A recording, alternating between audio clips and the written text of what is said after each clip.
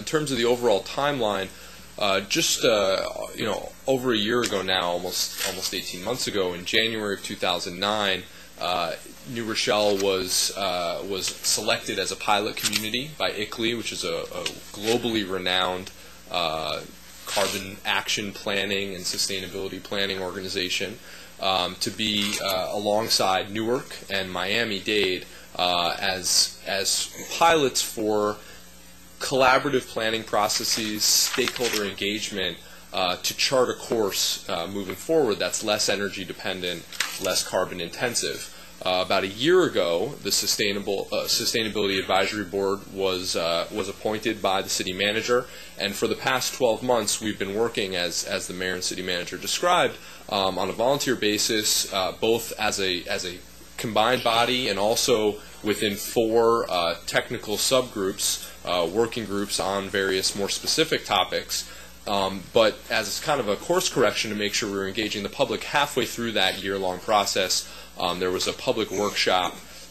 in September to get input above and beyond some of the input we'd received on the website already.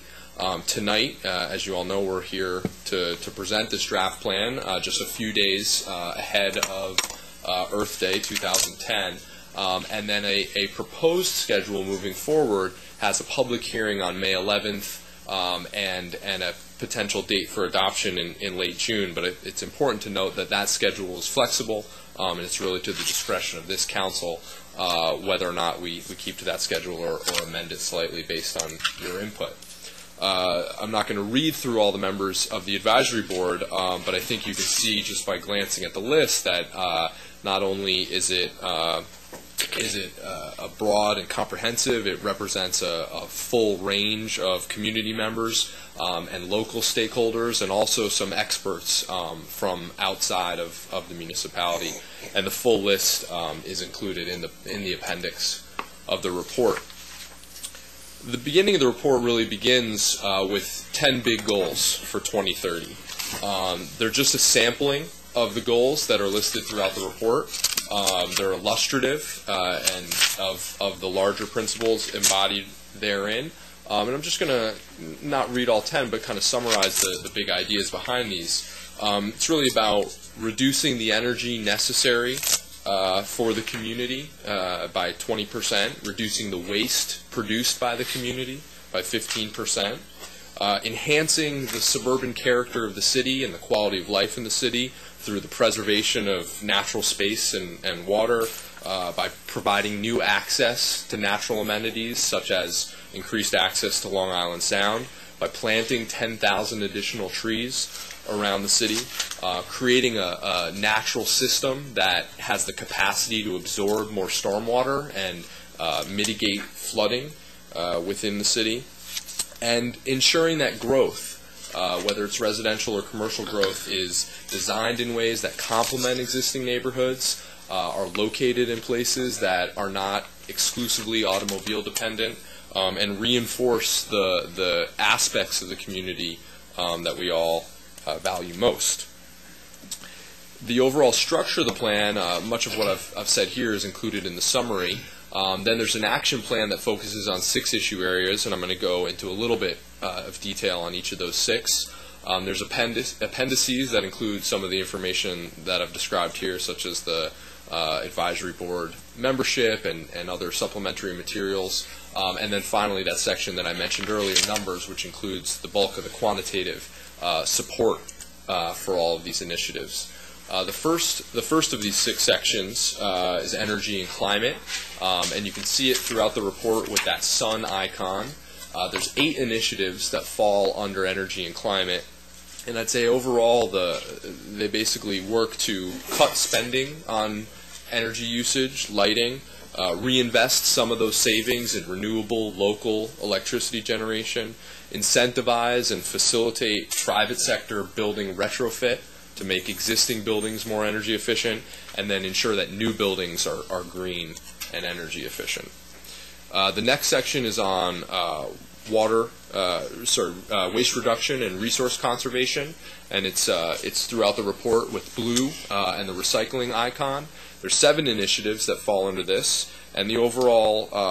premise is that recyclables have value, though waste has only costs. So we work to increase the amount that we recycle and recoup value within our system and within the city, and reduce those costs associated with getting rid of waste. The next section,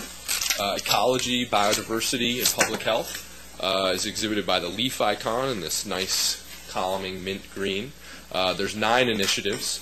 within there, and it's about cleaning land, introducing nature back into the city and into the downtown, maintaining that quality of life and aesthetic benefit that we have in the suburban city, restoring brownfields to pocket parks in some locations or taxable properties in others, and reducing the city's vulnerability to flooding and urban heat island effect. The 4th section, Smart Growth and Economic Prosperity, has a building, orange, and 6 initiatives that fall under that, all work to find that balance between economic development and neighborhood preservation, ensuring that development is contextual, that it's in the right location in the city to maximize the positive benefits of growth and minimize the negative externalities, fostering a green economy, green businesses, and green jobs. The next section, transportation and mobility, which is red, has a wheel icon, and the 6 initiatives there basically set the stage through infrastructure and incentives for city employees, residents, and local workers to be less reliant on the automobile, reducing congestion on local streets, improving local air quality, limiting the amount of money that we send overseas for oil and let that retain in the local economy. The final section, public participation and awareness, purple, represented by the logo of a human being, is in many ways, I think, the most important part, which is about making sure that we engage the population in this civic discussion. And that's a two-way communication street, both getting the word out about these initiatives so that the public can take best advantage of some of these programs, but also constantly getting feedback on the direction that the city's headed towards a more sustainable future. We have here just a sample of one of the initiative pages, so you can see basically how they're laid out and what you'll find included in each. At the top left, you see just the initiative number and the title, in this case, Green Building Standards. And in the upper right, there's an icon, or sometimes multiple icons, demonstrating which of those 6 issues this initiative is working towards. So in this case, you can see the icon of the sun, meaning that this initiative is primarily working towards the energy issue, but also buildings, meaning that it has a secondary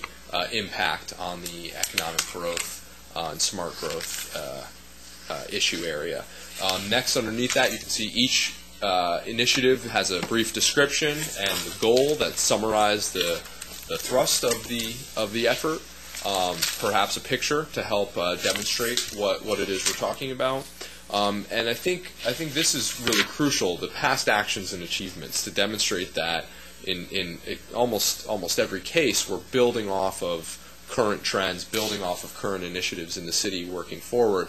And the light bulb in the charter graph summarized some quantitative information about this initiative, whether it's a kind of a fun fact for someplace else that opens all of our minds about this topic, or just numbers and data that helps us understand the trends and where we are as the city.